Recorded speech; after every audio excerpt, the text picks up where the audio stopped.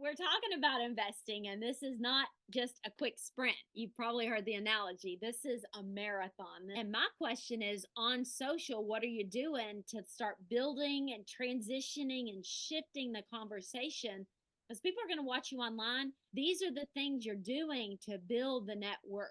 And if you can build knowledge and network at the same time, when it's time for you guys to have an asset, you never want to be in a situation where you are looking under every rock for an investor. You want them lined up, like they're in line, ready. Like, when's your next deal? What do you have going? Right? That's what we're creating, is that momentum.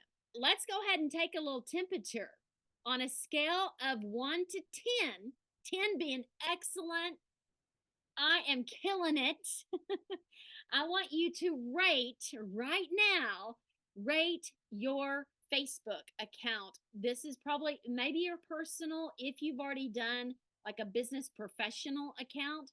I want you to rate it 1 to 10 on if somebody went to my social Facebook account, they could see that I am involved in multifamily real estate. You can give yourself a 10 if you're just killing it and people are scrolling and they just see. It doesn't have to be every conversation. You throw a little family in, you throw a little something else that's interesting. Then your Instagram. Like, I don't have an Instagram, that'd be a 0.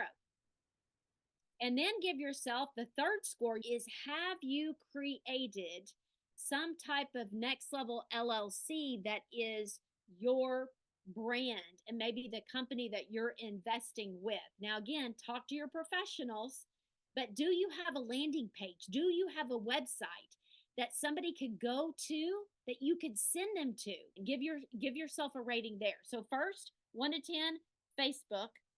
2 is going to be Instagram. Rate that.